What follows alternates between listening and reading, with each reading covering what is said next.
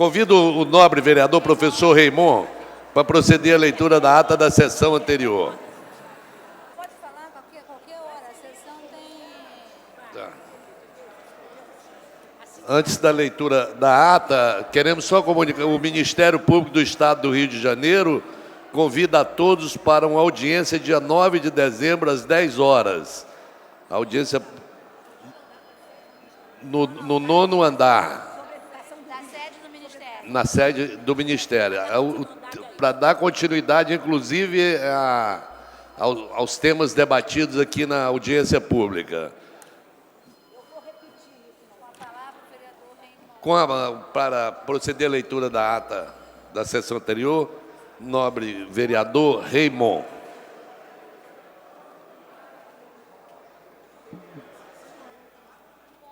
Ata da 94ª sessão ordinária em 10 de novembro de 2010. Presidência dos senhores vereadores Stepano Essessian, primeiro vice-presidente, e Patrícia Morim, segundo secretário. Às 14 horas, com a presença dos senhores vereadores Rubens Andrade, Tânia Bastos, Tio Carlos, Alfredo Sirquis, Stepano Essessian e Dr. Jorge Manaia, professor Washington, Carlos Bolsonaro, José Everaldo, Jorge Felipe, Jorginho da SOS, Luiz Carlos Ramos, Carlos Caiado, Marcelo Piuí, Paulo Messina, João Mendes de Jesus, Adilson Pires, Elton Babu e Patrícia Morim. Assume a presidência a senhora vereadora Patrícia Morim, segunda secretária, e ocupa o lugar de secretário, a convite o senhor vereador Paulo Messina. Havendo o número legal, o senhor presidente declara, invocando a Deus, pela grandeza da pátria e paz entre os homens, abriu aquela sessão. Encerra a sessão. Encerra-se a sessão às 16 horas e 21 minutos. Aprovada a ata, passa-se ao grande expediente. Pela ordem, pela primeira oradora inscrita pela ordem, nobre vereadora Clarissa Garotinho, que dispõe de 10 minutos. Senhor presidente, eu queria aqui deixar minha manifestação de repúdio à forma como foi conduzida essa audiência pública da educação, porque, primeiro, os sindicatos, as entidades representativas não tiveram direito à voz na audiência pública. E o nome já diz, é uma audiência pública. É para se ouvir as pessoas. Nós tivemos aqui a presença da secretária, que eu até me dou muito bem com ela, é uma excelente pessoa, mas falou demais. Foi sucedida por diversos oradores que falaram muito e não falaram sobre o tema. Eu interpelei, inclusive, o presidente da Comissão de Orçamento, o nobre vereador professor Washington, porque em várias outras audiências, onde os oradores que subiam aqui falavam sobre tudo, menos sobre o tema de orçamento, ele questionava e pedia que todo mundo se mantivesse dentro do tema. Hoje eu fiz o mesmo questionamento, mas talvez, para que não houvesse muita polêmica na audiência pública, houve aqui uma estratégia de se permitir que falasse sobre tudo, menos sobre o tema da audiência, que era o orçamento da educação. Então eu queria fazer aqui uma solicitação aos vereadores que pertencem ao meu bloco, a Frente Carioca, uma solicitação à nobre vereadora Aspásia, ao vereador Sirquis, ao vereador Stepan, a Andréia Gouveia Vieira, a Lucinha, ao vereador Messina e a todos os vereadores do bloco da Frente Carioca, para que nós possamos, em bloco, assinar um documento da Frente Carioca solicitando à Comissão de Orçamento e à Presidência da Casa uma nova audiência da educação e do orçamento para a educação, para que todos os vereadores tenham oportunidade de fazer os seus questionamentos e para que a sociedade possa também se manifestar, porque isso não aconteceu, infelizmente, aqui no dia de hoje. E temo que amanhã, que o tema é saúde, e no tema da saúde nós temos aí diversos problemas. Nós vimos ontem o que aconteceu, mandado de busca e apreensão na casa do ex-subsecretário estadual de saúde, César Romero, dentro da Toesa e dentro de diversas outras empresas, que também estão prestando serviço para a prefeitura. O que está acontecendo no estado está se reproduzindo no município. Eu temo que amanhã na audiência de saúde aconteça a mesma coisa que aconteceu hoje. Se faça aqui um grande teatro, coloque gente para falar de tudo, menos sobre o tema do orçamento. Então, acho que o nosso bloco tem que se manifestar, tem que deixar isso registrado em documento. Inclusive, porque eu quero aqui fazer um questionamento e uma denúncia. Isso tem a ver com orçamento. Nós não estamos perdendo, vereadora Andréia, só os 500 milhões que não estão sendo incluídos nos 25%. Nós estamos perdendo também 17 milhões de reais que estão sendo utilizados da fonte 107, que é a fonte salário e educação, que só poderia ser usado, veja bem, para transporte escolar, construção, reforma e adequação de prédios escolares, capacitação de professores, aquisição de material didático, pedagógico e equipamentos para escolas da rede pública municipal de ensino. Nós estamos utilizando recursos da fonte 107, da fonte do salário e educação, que só poderia ser utilizado para isso, para a construção de 5 vilas olímpicas na cidade. São 17 milhões de reais. A Vila Olímpica, embora ela até possa ser utilizada pelos alunos, não é razoável que ela esteja dentro do orçamento da educação. Coloque a construção das Vilas Olímpicas no orçamento de esporte. Coloque a construção das Vilas Olímpicas no orçamento da Secretaria de Obras. As Vilas Olímpicas, elas são importantes, mas elas não podem ser construídas com o dinheiro da educação, muito menos com recursos do salário e educação. Nós estamos perdendo mais 17 milhões de reais, vereador Stepan, para construir. Inclusive, o governo não se fala. Sabe por que o governo não se fala? Porque na audiência aqui com o secretário de Esportes, eu questionei a meta baixa de inclusão de alunos em atividades esportivas da rede municipal. Hoje nós temos apenas 8% e a meta deles é ampliar para 13,5%. Eu questionei o secretário por que isso estava acontecendo.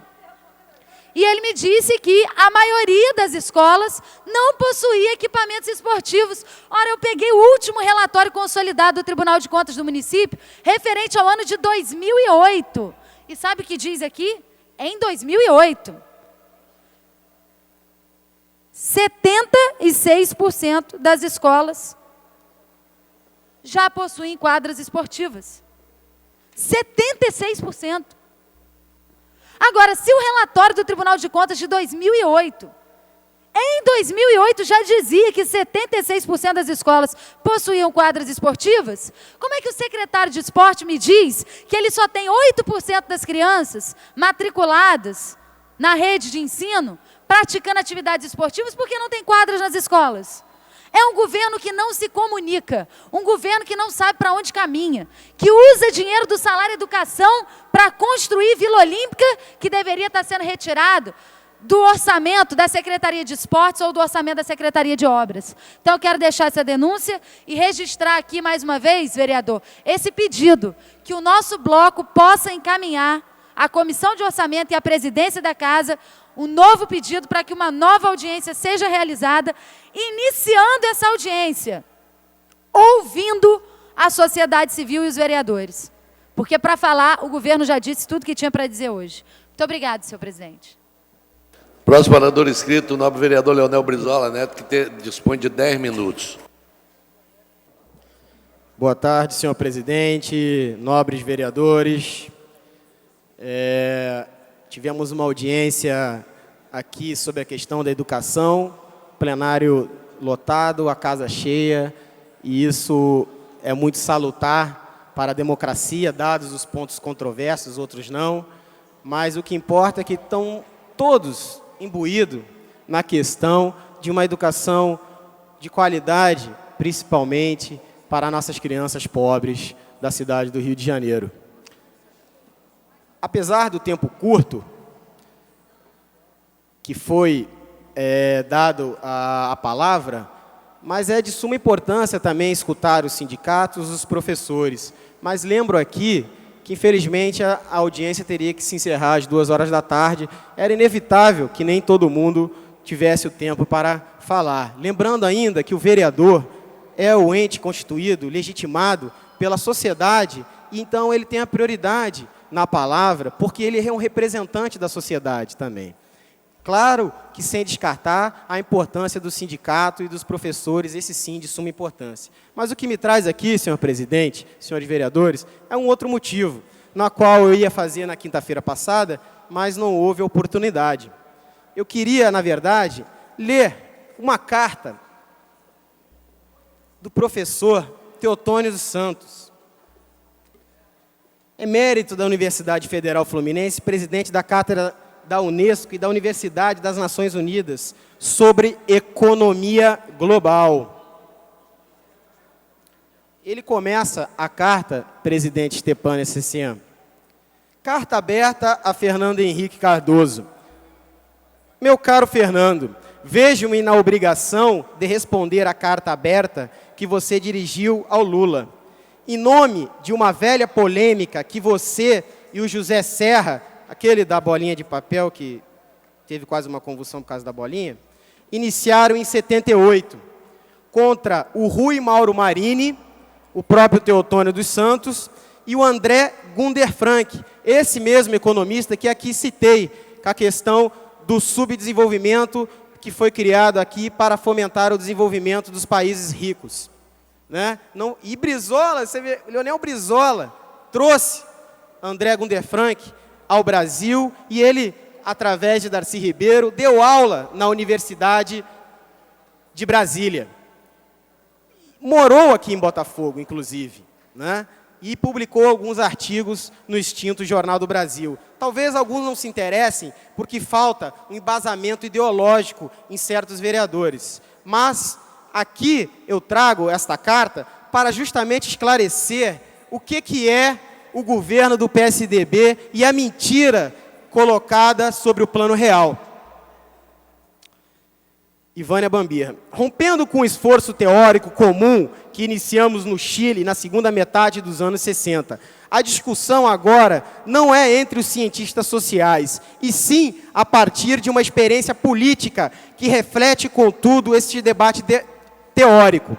Esta carta, assinada por você, como ex-presidente, é uma defesa muito frágil, teórica e politicamente da sua gestão. Quem lê não pode compreender por que você saiu do governo, Fernando Henrique, com 23% de aprovação, enquanto o governo Lula deixa o seu governo com 96% de aprovação. Já discutimos em várias oportunidades os mitos que se criaram em torno dos chamados êxitos do governo do PSDB. Já no seu governo... Tem problema, senhor? Eu que agradeço, vereador. Já no seu governo, vários estudiosos discutimos, já no começo do seu governo, o inevitável caminho do seu fracasso junto à maioria da população, pois as premissas teóricas em que se baseava a sua política era profundamente equivocada e contraditória com os interesses da maioria da população. Se os leitores quiserem, os vereadores quiserem, tem um livro do Teotônio dos Santos chamado Teoria da Dependência, Balanço e Perspectiva, da editora Civilizações Brasileira, de 2000. Contudo, nessa oportunidade, me cabe concentrar-me nos mitos criados em torno do seu governo, os quais repete exaustivamente na carta endereçada ao presidente Lula. O primeiro mito, senhor presidente, vereadores, é de que o governo Fernando Henrique foi um êxito econômico a partir do fortalecimento da moeda real e que o governo Lula estaria apoiado neste êxito, alcançado assim resultados positivos que não quer compartilhar com você. A verdade é que, em primeiro lugar, vamos desmistificar a afirmação de que foi o plano real. Isso é importante, senhores assessores, senhores vereadores, para que traçamos aqui uma discussão e que principalmente informamos a população que muitas vezes não tem acesso a esse conteúdo. Os dados mostram que até 1993, a economia mundial vivia uma hiperinflação. Era um movimento global, na qual todas as economias apresentavam inflação superior a 10%.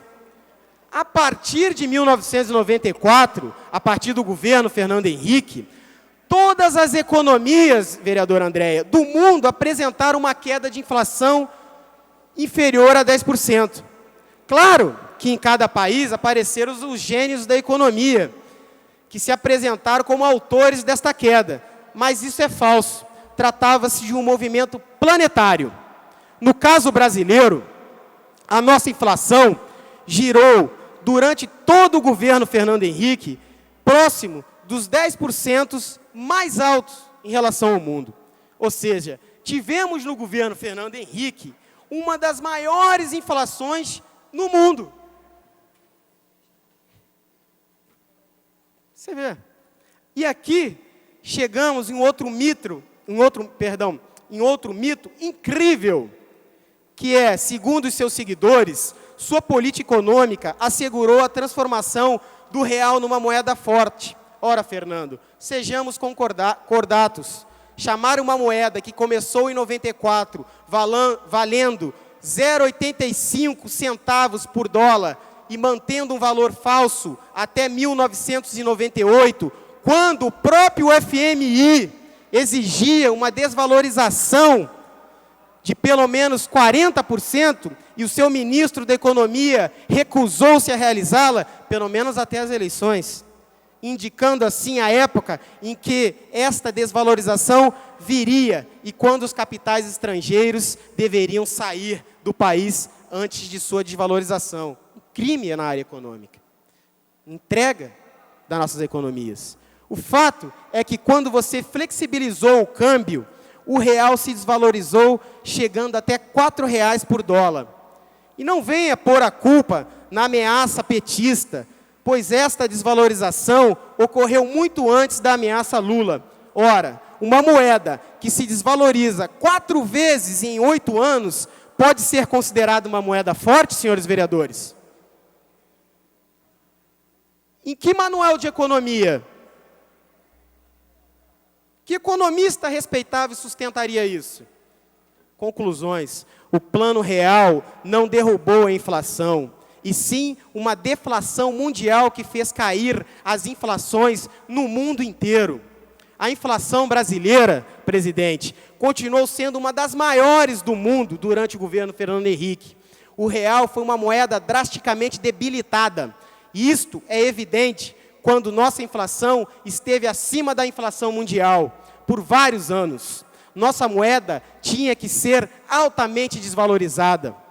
De maneira suicida, ela foi mantida artificialmente com alto valor que levou à crise brutal de 1999. Segundo o mito, senhores vereadores, segundo você, Fernando Henrique, o seu governo foi um exemplo de rigor fiscal. Atenção, nobres vereadores e a população do Rio de Janeiro que está vendo agora pela TV Câmara, o seu governo foi um exemplo de rigor fiscal. Meu Deus, um governo que elevou a dívida pública do Brasil de 60 bilhões de reais de 94 para mais de 850 bilhões de dólares quando entregou o governo ao presidente Lula. 8 anos depois. É um exemplo de rigor fiscal? Assumiu com 60 bilhões e deixou uma dívida de 850 bilhões. Gostaria de saber que economista poderia sustentar essa tese. Isto é dos casos mais sérios de responsabilidade fiscal em toda a história da humanidade, vereador André Gouveia. E não adianta atribuir este endividamento colossal aos chamados esqueletos da dívida dos estados, como fez o seu ministro da Economia, burlando a boa-fé daqueles que preferiam não enfrentar a triste realidade do seu governo. Um governo que chegou a pagar, olha, este sim é um crime, 50% ao ano de juros por seus títulos, para em seguida depositar os investimentos vindo do exterior em moeda forte a juros normais de 3% a 4%. Sinceramente, não pode fugir do fato de que criou uma dívida colossal só para atrair capitais exteriores, para cobrir os déficits comerciais colossais gerados por uma moeda sobrevalorizada que impedia as nossas exportações. Agravada ainda mais pelos juros absurdos que pagava para cobrir o déficit que cobrava. este nível de responsabilidade, senhor presidente, cambial, se transforma em irresponsabilidade fiscal, que o povo brasileiro pagou sobre a forma de uma queda de renda de cada brasileiro pobre. Nem falar aqui da brutal concentração de renda que esta política neoliberal agravou drasticamente nesse país, da maior concentração de renda no mundo. Vergonha, Fernando Henrique, muita vergonha. Baixe a cabeça e entenda por que nem seus companheiros de partido querem se identificar com seu governo, te obrigando a sair sozinho nesta tarefa insana. Terceiro mito. Segundo você, Fernando Henrique, o Brasil tinha dificuldade de pagar suas dívidas externas por causa da ameaça de um caos econômico que se esperava do governo Lula. Fernando, não brinca com a compreensão das pessoas. Em 99, o Brasil tinha chegado à drástica situação de ter perdido todas as suas divisas. Você teve que pedir ajuda ao seu amigo Clinton, que colocou à sua disposição 20 bilhões de dólares do Tesouro dos Estados Unidos e mais 25 bilhões de dólares do FMI, Banco Mundial e BID. Tudo isso sem nenhuma garantia. Esperava-se aumentar as exportações do país para gerar divisas para pagar esta dívida. O fracasso do setor exportador brasileiro, mesmo com a espetacular desvalorização do real, não permitiu juntar nenhum recurso em dólar para pagar a dívida. Nem tem nada a ver com a ameaça de Lula. A ameaça de Lula existiu exatamente em consequência deste fracasso colossal da política macroeconômica adotada pelo PSDB. Sua política externa, submissa aos interesses norte-americanos, apesar de algumas declarações críticas, ligava nossas exportações a uma economia decadente e um mercado já copado. A recusa dos seus neoliberais de promover uma política industrial na qual o Estado apoiava e orientava nossas exportações. A loucura do endividamento interno colossal. A impossibilidade de realizar inversões públicas, apesar dos enormes recursos obtidos com a venda de 100 bilhões de dólares das nossas empresas nacionais. Vou concluir, senhor presidente, mas trago aqui um assunto de suma importância e de esclarecimento ao povo do Rio de Janeiro. Do nosso patrimônio, patrimônio do seu filho, do seu neto, do seu parente. Um fracasso econômico rotundo, que se traduzia nos mais altos índices de risco do mundo, mesmo tratando-se de avaliadoras amigas, aquelas amiguinhas. Uma dívida sem dinheiro para pagar, Fernando Henrique. O Lula não era ameaça de caos, você era o caos. E o povo brasileiro correu tranquilamente o risco de eleger um torneiro mecânico e um partido de agitadores, segundo a avaliação de vocês, PSDB, do que continuar a aventura econômica que você e seu partido criou para esse país. Acabando, senhor presidente. Gostaria de destacar a qualidade do seu governo em algum campo, mas não posso fazê-lo. Nem no campo cultural, para qual foi chamado o nosso querido Francisco Belforte, e não criou um só museu, uma só campanha significativa. Que vergonha foi a comemoração dos 500 anos da descoberta do Brasil. E no plano educacional, onde você não criou uma só universidade e entoou em choque com a maioria dos professores universitários, sucateados em seus salários e em seu prestígio profissional. Não, Fernando Henrique, não posso reconhecer em nada que não pudesse ser feito por um medíocre presidente. Lamento muito o destino do Serra. Se ele não ganhar esta eleição, vai ficar sem mandato, mas esta é a política. Vocês vão ter que revisar profundamente esta tentativa de encerrar a era Vargas, com a qual se identifica tão fortemente o povo brasileiro. E terão que pensar que o capitalismo dependente de São Paulo construiu, não é o que o dependente de São Paulo que construiu, não é o que o povo brasileiro quer. Porque São Paulo enriqueceu, mas em volta gerou miséria e violência. E por mais que vocês tenham alcançado o domínio da imprensa brasileira, devido às suas alianças internacionais e nacionais, Está claro que isto não pode assegurar ao PSDB um governo querido pelo povo brasileiro. Vocês vão ficar na história com um episódio de reação contra o verdadeiro progresso que Dilma nos promete aprofundar. Ela nos disse que a luta contra a desigualdade é o verdadeiro fundamento de uma política progressista. Olha aí o André Gunder Frank na pauta novamente. Para concluir, vereador. Só mais um parágrafo, presidente. Obrigado pela paciência, pela nobre paciência. É dessa política que vocês estão fora. Apesar de tudo, me dá pena colocar em choque tão radical uma velha amizade. Aí ele discorre e faz uma declaração, mas eu queria colocar aqui, senhor presidente, concluindo, é justamente para desmistificar e informar ao jovem, ao povo do Rio de Janeiro, esse mito que se criou em cima do PSDB e em cima da moeda real, que na verdade era uma moeda supervalorizada, que enganou o povo brasileiro e assim elegeu o governador, elegeu o presidente. Mais uma vez o povo deu a resposta na urna e estamos agora diante de criarmos de acabarmos com a miséria, porque temos que acabar principalmente com o subdesenvolvimento. Muito obrigado, senhor presidente, pela paciência. Obrigado, senhores vereadores. A presidência registra a chegada no plenário do nobre vereador Eliomar Coelho. Pela ordem, nobre vereadora Andréa Gouveia Vieira, que dispõe de 10 minutos. Antes de falar o meu assunto, não posso deixar de me referir aqui à leitura da carta do meu colega vereador Brizola Neto, de autoria do economista, não sei se ele é um economista ou se é um cientista político, sociólogo, do Teotônio dos Santos, mas que se manifestava a respeito da economia e do Plano Real. Bom, o único comentário que eu tenho que fazer é que o PT realmente foi contra o Plano Real. Se dependesse do PT, não teria havido o Plano Real. E isso não é nenhuma novidade. O PT sempre achou que o Plano Real não devia ter sido feito. E nós, certamente, continuaríamos um país sem moeda.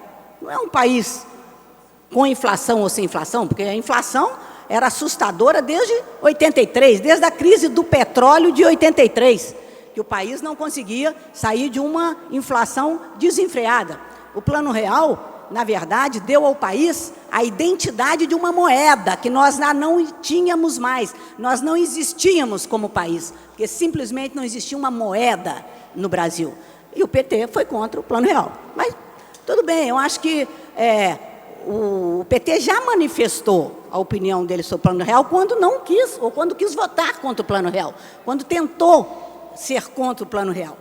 E, discussão por discussão, eu prefiro ouvir o Pallotti, ouvir o Mercadante, ouvir outros economistas do PT que hoje reconhecem a importância que o Plano Real teve para o país, como com o Plano Real nós voltamos a poder existir, a poder ter uma moeda, a poder planejar os gastos e, a partir daí, fazer todas as reformas que foram importantíssimas para que o PT, ao chegar ao poder, com o país arrumado, porque a desarrumação era uma desarrumação eventual provocada pelo medo da chegada ao poder do presidente Lula, e que, na verdade, fez essa coisa maravilhosa que foi manter a política econômica do governo Fernando Henrique, né? Essa foi a genialidade do Lula. Ele não mudou nada. Tudo o que foi feito no governo Fernando Henrique, em cima de macroeconomia, de política econômica, de abertura para o mercado, o governo Lula manteve. Então, o Lula adora a política do Fernando Henrique, econômica, porque manteve tudo.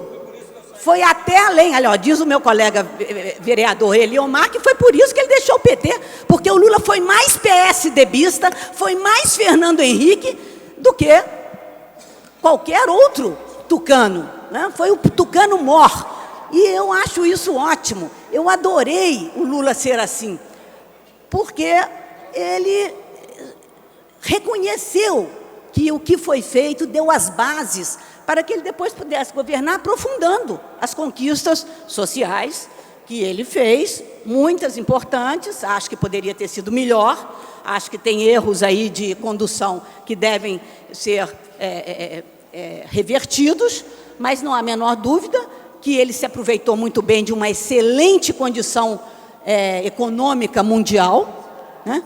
Enquanto os 8 anos do governo Fernando Henrique foram 5 crises internacionais, e principalmente quando nós verificamos o que aconteceu na única crise que o governo Lula teve que enfrentar, e uma crise séria, e uma crise importante de 2008, da crise financeira internacional, e o Lula se saiu bem dessa crise, ele se saiu bem, mas o país, naquele ano, teve crescimento negativo.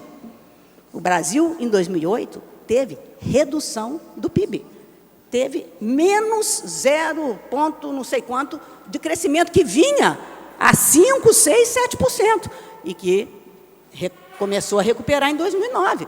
Mas vocês vejam que uma crise internacional que o Lula enfrentou em 8 anos, causou, em um ano, no ano da crise, o retrocesso do crescimento econômico do país, com um PIB negativo.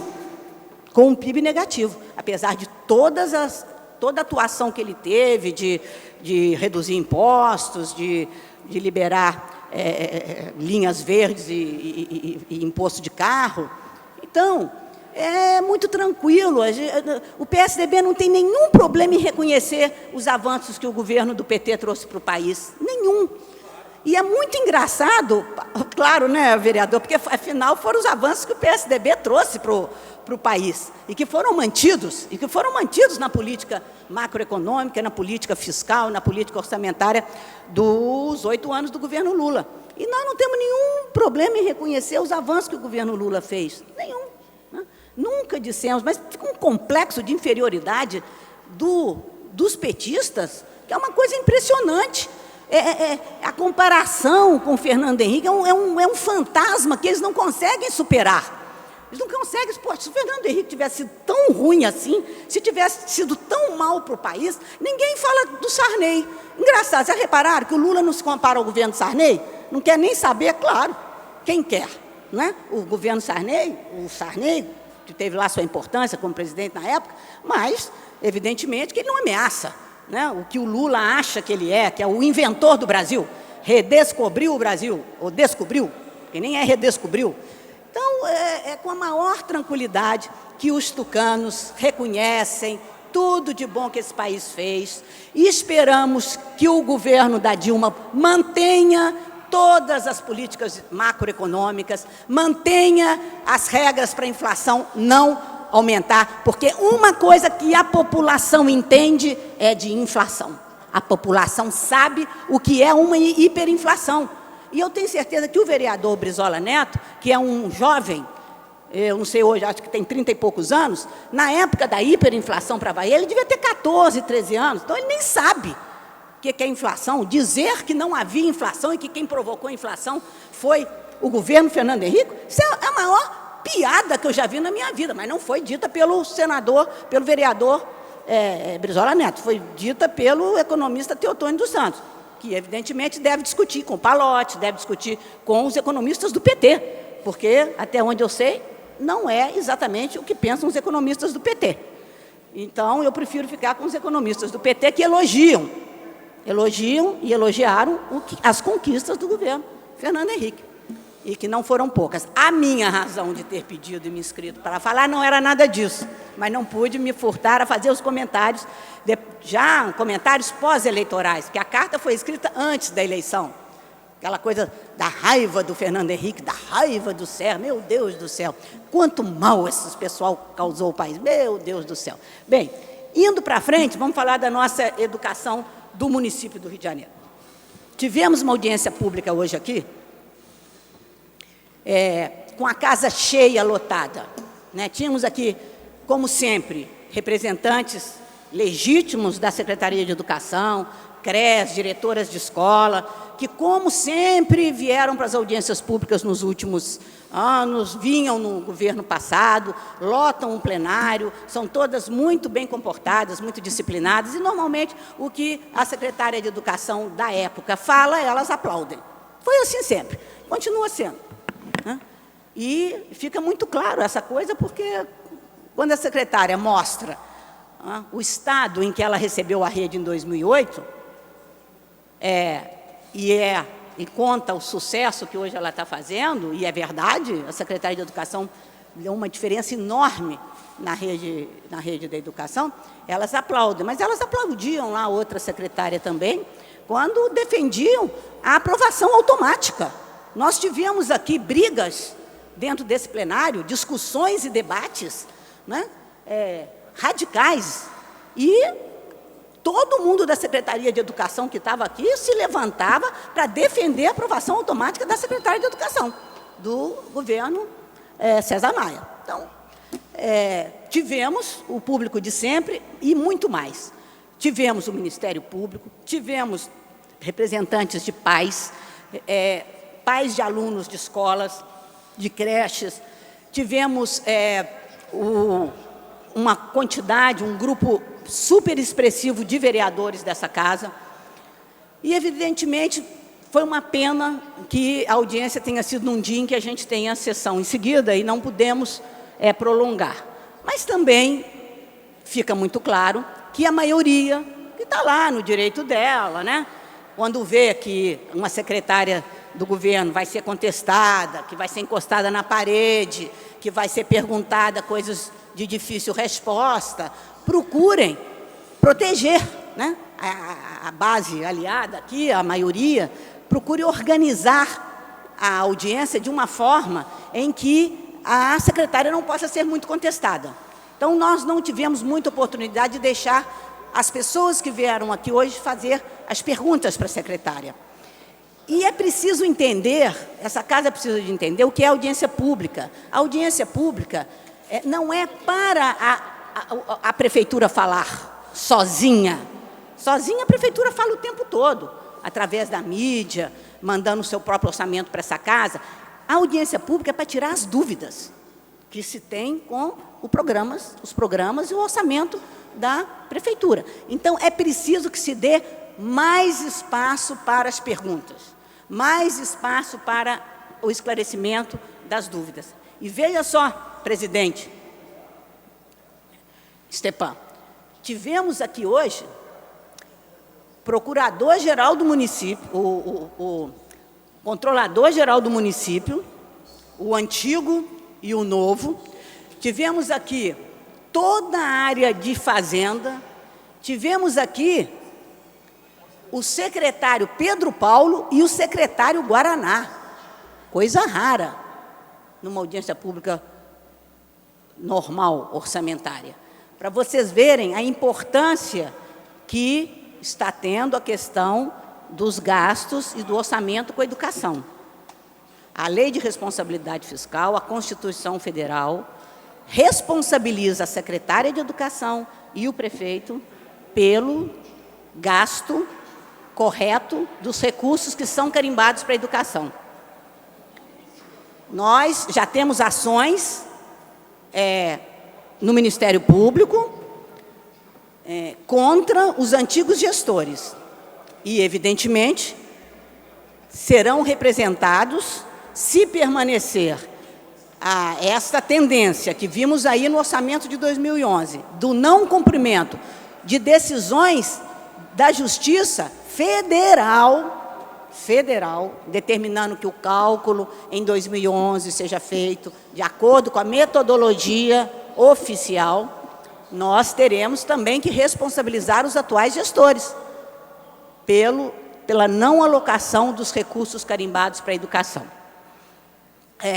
O Ministério Público Estadual, a doutora Bianca, que aqui esteve, assistiu a audiência inteira, desde as 10 horas da manhã, se inscreveu para falar. E apesar de eu reiteradamente ter pedido ao presidente da Comissão de Orçamento, meu colega vereador, professor Washington, que hoje estava, mais do que nunca, muito protetor, vamos dizer assim, da secretária presente, apesar de eu reiteradamente ter pedido a ele que colocasse o Ministério Público para que pudesse se pronunciar, não houve essa possibilidade, mas ela já convocou, o senhor já leu aí um comunicado dela, para o dia 9 de dezembro, a continuação, o prosseguimento dessa audiência pública lá no Ministério Público, que ela quer ouvir todo mundo, todos os presentes, quero ouvir os que não puderam se manifestar, quer ouvir o sindicato,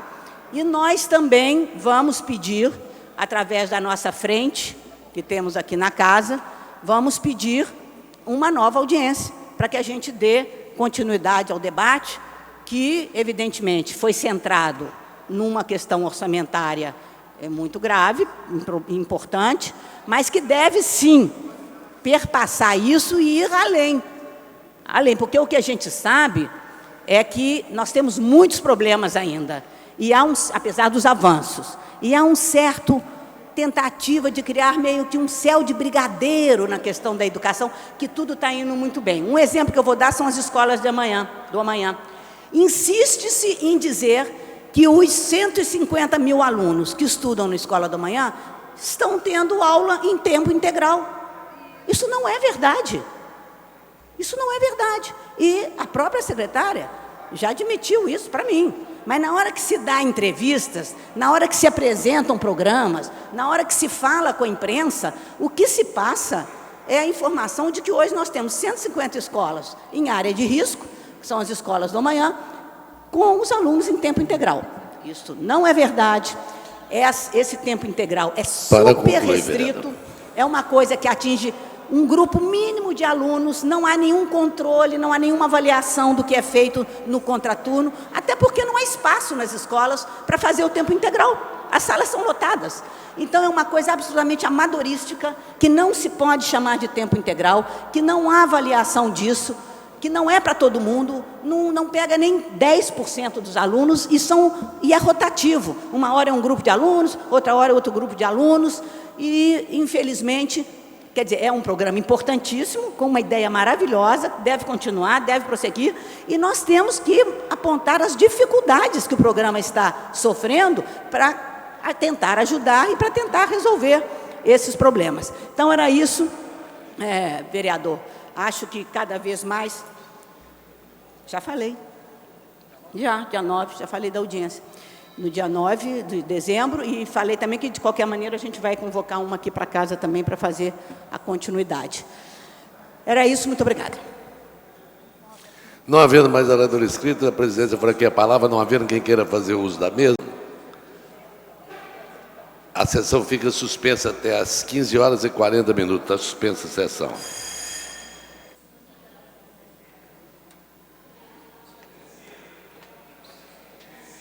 Está reaberta a sessão.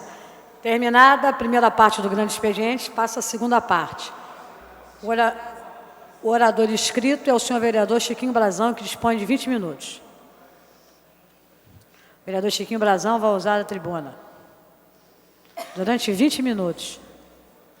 Boa tarde, vereadora Lucinha, que está presidindo a sessão. Boa tarde a todos, boa tarde a todos os vereadores e funcionários dessa casa. O que me trouxe hoje a essa tribuna é o que vem e que está acontecendo na cidade já há bastante tempo. Alguns anos passados, com outros prefeitos, dizendo assim, a cidade em determinados momentos passou por obras, Rio Cidade e diversas obras, e todas as vezes que passava por essas obras, a título de Marechal Hermes, Taquara, Praça Seca e outras, os comerciantes que ali exercem suas atividades e que já têm uma carga tributária pesadíssima, sempre foram os prejudicados. E nunca houve um desconto de imposto, nunca houve nenhum incentivo a esses que ali levam com muito sacrifício, na verdade, que além dessa carga tributária, carregam aí, na verdade, esse estado, esse município. E eu fui convidado, há 2 semanas atrás, pela CIJA, doutor Aloísio, uma reunião ali na freguesia, para falar justamente do assunto que é justamente os estacionamentos. Com todas as obras que aconteceram na freguesia, em Jacarepaguá, essas obras, elas, na verdade, elas acabaram com ali o estacionamento daqueles carros que iriam fazer as compras ali naquele comércio, iam dar sustentação ao comércio de rua, dizendo assim: evidente que quando você acaba com os estacionamentos, você cria um problema muito sério para o comércio de rua. É evidente que você cria condições desleais e concorrência com os grandes shoppings, principalmente. E o comerciante de rua paga tanto imposto quanto o comerciante dentro do shopping. E que também, por sua vez, paga muito caro. O comércio dentro do shopping, ele tem uma carga tributária pesadíssima, porque ali ele tem, além de tudo, ele tem ali os encargos de manutenção do próprio shopping, eles têm o chamado condomínios. Então, o que vem acontecendo, na verdade? Essa concorrência desleal, na verdade, vem prejudicando o comércio de rua. E, por isso, a CIJA me chamou numa reunião que estava tendo naquele momento. Teve, anteriormente, 2 outras reuniões, onde não conseguiu êxito com a prefeitura. Eu esteve lá também, naquele momento, naquela reunião, o subprefeito da Barra da Tijuca, e o Tiago Mohamed, que estava levando, inclusive, uma proposta para que aqueles comerciantes pudessem arcar com as obras de estacionamento, de vagas ali. E eu, num determinado momento, eu sou o governo, eu defendo o governo, mas antes de ser o governo, eu sou comerciante e defendo a população. Mas pedi a palavra e, conversando, eu falei: olha, Tiago, o nosso prefeito, maravilhoso, um homem empenhadíssimo em resolver o problema da cidade. A cidade do Rio de Janeiro precisava de um prefeito com essa garra, um homem jovem, decidido, determinado e que tem feito muito pela cidade. É que o tempo é curto e tenho certeza que o prefeito está no caminho certo. Mas não dá para transferirmos a responsabilidade do executivo, do Estado, para o comerciante, porque eu sou comerciante e estou parlamentar. E conheço bem o peso da carga tributária. Não podemos, mais uma vez, penalizar o comércio, penalizar o comerciante. Quem tem que arcar com este compromisso é a subprefeitura. Aliás, é a Secretaria de Obras, é o Executivo. Você, como subprefeito, não pode trazer, não deve trazer esse tipo de proposta aos comerciantes, que não aguentam pagar, e é a atribuição do Executivo. Até porque o Executivo, parabéns para o Executivo pelo que vem fazendo, mas ele vem ordenando realmente a cidade. Ali nós tínhamos muitos problemas, por não ter estacionamento, tínhamos problemas de automóveis realmente parados em cima das calçadas, criando, na verdade, uma verdadeira desordem. A prefeitura, num determinado momento, ela colocou ali os reboques, choques de ordem, e ali penalizando os motoristas, prendendo, e os comerciantes sentiram no bolso essa diferença. Aqueles seus clientes começaram a migrar, na verdade, para os shoppings. E os comerciantes começaram a se unir, chegaram à Associação Comercial de Jacarepaguá, que é representada ali pelo Dr. Aloísio, e que me convidou quando viu que não havia uma posição de chegar a um acordo com o Executivo. Quer dizer, naquele momento só tínhamos pancada, mas não tínhamos ninguém que pudesse levar realmente uma solução para aquilo ali, penalizando os comerciantes, penalizando os motoristas que não tinham onde parar. Eu recebi uma ligação do Dr. Augusto ontem, me agradecendo e dizendo a ele que a prefeitura implantou 240 vagas ali, 84 vagas, que daria um total no rotativo do dia de 240 vagas. E que vai implantar nos próximos dias mais um total de 350 baias, descendo ali a Três Rios, São um total de 350 vagas, que vai totalizar entre 600 a 800 novas vagas. Com isso, vamos resolver parte dos problemas. Sem dúvida nenhuma, isso vai resolver parte do problema ali do estacionamento. Agora, o melhor de tudo isso, que tudo isso seria custeado realmente pelo Executivo. Nada disso seria custeado pelos comerciantes. Então, eu agradeço ao prefeito, em nome dos comerciantes de Jacarepaguá, ali da área da freguesia, e parabenizo ele por essa atitude, porque se queremos ordenar, nós temos que, na verdade, dar realmente condições para que as pessoas ali elas possam se organizar. Através das vagas, através das baias, nós vamos resolver parte daquele problema. Isso não é o bastante. Eu também estou lutando para que a estrada velha de Jacarepaguá, para que a gente consiga também, para que ela receba também essas baias ali na região. Também gostaria de falar sobre, eu já venho visitando diversas comunidades há muito tempo. Eu atuo muito na rua.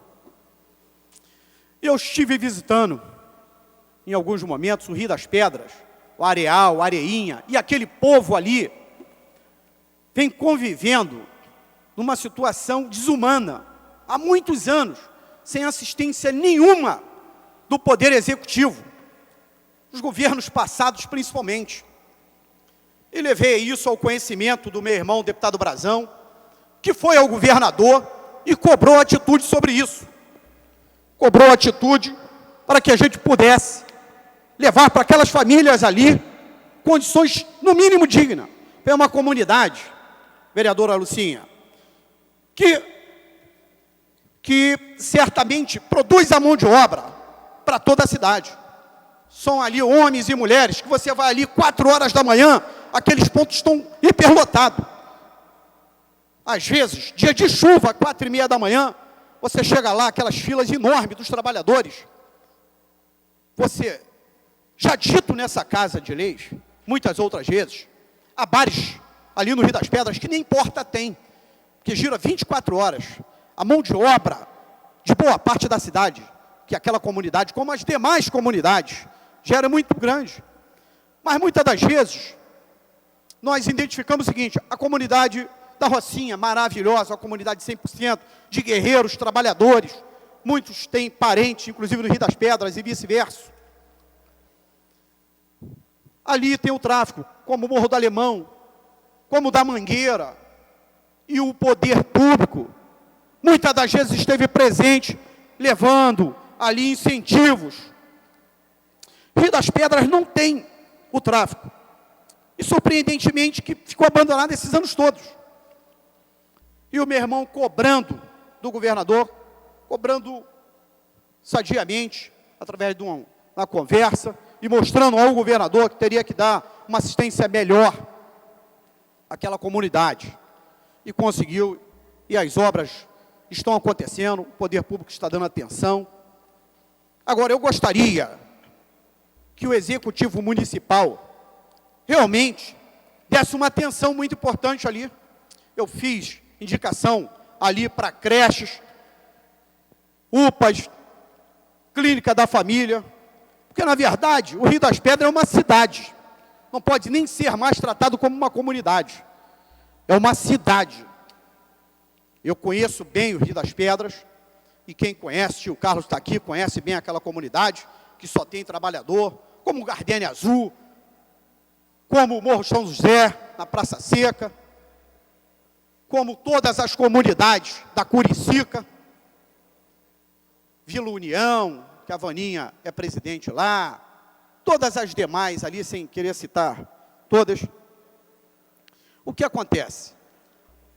Aquela comunidade, todas as vezes, principalmente que chove, aqueles rios totalmente assoreados, que é um problema seríssimo para aquela comunidade. Hoje, nós estamos com uma expectativa muito grande aí sobre as obras do parque, macro-drenagem e tudo mais, e que vai atender realmente aquela comunidade. Venho lutando, agora há pouco, estive conversando com o Guaraná, inclusive, sobre aquelas obras ali. Estou vendo que está bem encaminhado, mas já estive em outros momentos conversando com o nosso prefeito, Eduardo Paes, e cobrando realmente providências para que a gente dê o mínimo de sustentabilidade àquela comunidade, aquele povo ordeiro, que é do Rio das Pedras, aquele povo trabalhador. Nós precisamos implantar naquela região mais escolas. Se passarmos ali na madrugada, se passarmos ali de manhã cedo, aliás, da parte da manhã, 7 horas da manhã, ali mais para o lado do Itaiangá, vamos ver diversos ônibus da Liberdade, vamos ver ônibus transportando as crianças, porque ali naquela região, poucas escolas, as escolas que ali estão, elas realmente não atendem ao número de crianças que ali estão. Então eu peço que o nosso prefeito, que é um homem dedicado, trabalhador, e que tem muita disposição, com certeza, vai somar muito com a nossa cidade, que olhe com carinho, tanto o Rio das Pedras, como as demais comunidades ali de Jacarepaguá, que, graças a Deus, não tem tráfico. A Cidade de Deus, ela está bem pacificada. A Cidade de Deus também sempre foi geradora de mão de obra para o comércio. Depois da implantação das UPPs, melhorou muito a condição de vida daquela população. Então, a gente percebe que o mínimo que o poder público, quando ele entra nas comunidades, já há uma diferença muito grande. A gente percebe, eu nunca havia feito campanha dentro da Cidade de Deus. A primeira vez que fiz campanha na Cidade de Deus foi agora, essa eleição, porque nunca tive coragem de entrar lá dentro, aqueles traficantes. Encontrei o tio Carlos mesmo fazendo campanha ali, aquelas regiões todas, e que nós não poderíamos entrar em outras épocas. Tem que parabenizar o nosso governo do Estado também por essa ação e por todas as que vem tomando para tirar, para livrar essa população. A Cidade de Deus hoje é uma outra comunidade. Você vê que o povo, inclusive, é mais alegre. Eu estive lá quando o secretário da Rio Luz, Henrique Pinto, esteve lá lançando o programa que iluminou ali todas aquelas ruas que, infelizmente, não tinham esse atendimento, não tinham esse respaldo do Poder Executivo. Então, o prefeito está no caminho certo. Um dos motivos de vir aqui, além de chamar a atenção para que a gente dê total atenção às comunidades ali de Jacarepaguá, principalmente Rio das Pedras, e de dizer que o prefeito está no caminho certo. Está de parabéns o prefeito Eduardo Paes. Muito obrigado. Esgotado o tempo destinado ao grande expediente, passo ao prolongamento. A mesa dará ciência às proposições recebidas. Vou lhe dar a questão de ordem, só vou fazer a leitura aqui. Requer a mesa diretora na forma regimental cancelamento do requerimento número 805 de 2010, de minha autoria. Vereadora Lilian Sá, plenário Teodoro Vilela, 27 de outubro de 2010. Senhores vereadores que aprovam, permaneçam como estão. Aprovado. Requerimento 948 de 2010. Requer a mesa diretora na forma regimental concessão do conjunto de Medélia Pedernesta ao sociólogo Alain Toraine. Plenário Teotônio Vilela, 27 de outubro de 2010. Vereadoras Paz e Camargo. Senhores vereadores que aprovam, permaneçam como estão. Aprovado. Requerimento 949 de 2010. Requer a mesa diretora na forma regimental a concessão do conjunto de Medalha Pedernesta ao senhor Paulo Roberto Costa, engenheiro mecânico, diretor de abastecimento da Petrobras e presidente do Conselho de Refinaria Alberto Pasqualini, da Refinaria Abreu de Lima S.A. e do Complexo Petroquímico do Rio de Janeiro. Autor, vereador Rubem de Andrade. Senhores vereadores que aprovam, permaneçam como estão. Aprovado. Requerimento 950 de 2010. Requer a mesa diretora na forma regimental, concessão do conjunto de medalhas Pedernesta ao Grupo Severiano Ribeiro, a ser entregue ao presidente do Grupo, senhor Luiz Severiano Ribeiro Neto, por relevantes serviços prestados ao cinema brasileiro, principalmente à cidade do Rio de Janeiro. Autoria, vereador Stepane Essessian. Senhores vereadores que aprovam, permaneçam como estão. Aprovado. Requerimento 951 de 2010. Requer a mesa diretora na forma regimental a concessão do conjunto de medalha Pedernesta ao Dr. Marfan Martins Vieira. Autoria, vereadora Tereza Berg. Senhores vereadores que aprovam, permaneçam como estão. Aprovado. Esgotada a matéria de prolongamento, você passe a ordem do dia. Com a palavra, o meu nobre companheiro e amigo, tio Carlos. Queria consignar a ausência do nobre vereador, doutor Ivanir de Mello, que encontra-se ainda recuperando a cirurgia que foi feita na terça-feira. Queria registrar a ausência dele. Obrigado. Pela ordem, senhora presidente, gostaria de pedir verificação de quórum, por gentileza. Muito obrigado. Pela ordem, vereador João Ricardo, que solicitou a verificação de quórum. Então, vou pedir os vereadores que estão presentes registrar a presença, por favor. O painel já está liberado.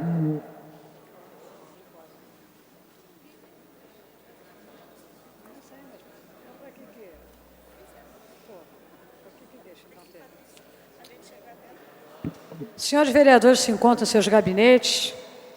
Solicito a presença aqui no plenário, fazendo a verificação de quórum.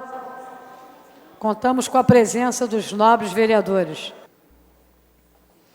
Vereador Adilson Pires, vereador Alexandre Cerruti, vereador Alfredo Sirquis, vereador Aloísio de Freitas,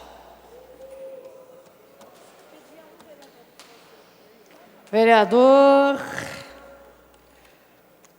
André Gouveia, vereador Espada Camargo, vereador Bencardino, vereador Carlos Caiado, vereador Bolsonaro, vereador Chiquinho Brazão, que usou da nossa tribuna, vereadora Clarissa Garotinho, vereador Dr. Carlos Eduardo, vereador Fernando Moraes, vereador Dr. Gilberto, vereador Jairinho, vereador Jorge Manaia, vereador Eider Dantas, vereador Leomar Coelho, vereador Elton Babu. Não, Elton Babu está presente, perdão. Vereador Fausto Alves. Vereador Ivanir de Mello, submeteu-se a uma cirurgia. Está correto a não presença do vereador. Vereador João Cabral. Vereador João Mendes de Jesus. Vereador Jorge Felipe, o nosso presidente. Vereador Jorge Pereira. Vereador Jorginho da SOS, lá do Complexo do Alemão. Vereador José Everaldo, já está presente, muito obrigado. Vereador Leonel Brizola. Vereador Luiz Carlos Ramos. Vereador Marcelo Piuí. Vereador Márcio Pacheco. Vereadora Nereide Pedregal. Vereadora Patrícia Amorim do Flamengo. Vereador Paulo Messina. Vereador Paulo Pinheiro, professor Washington, professor Raimon, Renato Moura, Roberto Monteiro, Rosa Fernandes, Rubens de Andrade, S. Ferraz, Tânia Bastos, Vera Lins.